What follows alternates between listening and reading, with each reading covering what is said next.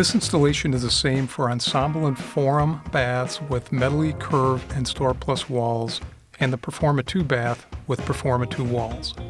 These are the tools and materials required for installation.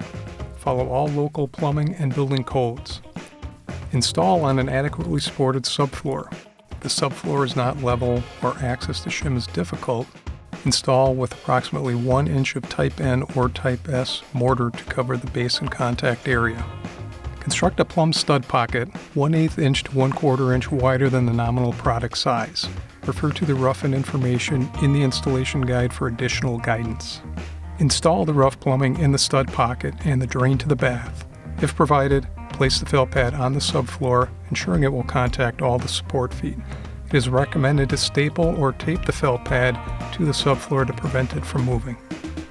The felt pad serves as an isolation barrier between the bath and the subfloor to prevent noise. The following are not acceptable alternatives to the felt pad or mortar cement: expanding spray foam, gypsum plaster, thin set mortar, or roofing felt.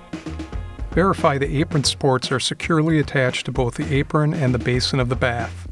Lift and position the bath in the stud pocket. With the unit level, shim under the support feet as needed. This step is not required for a mortar bed installation. Attach the metal support clips to the bath flange at the location specified in the rough-in information.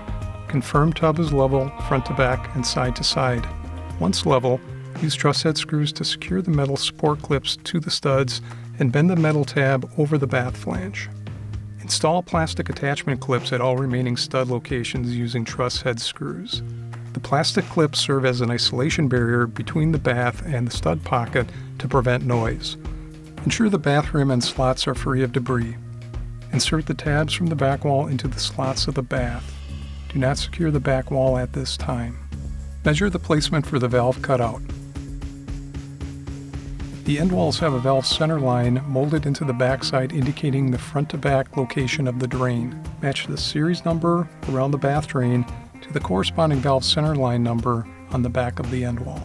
Drill a hole of the appropriate size for the valve and tub spout. To avoid chipping the wall material, ensure the final cuts are from the front side of the wall.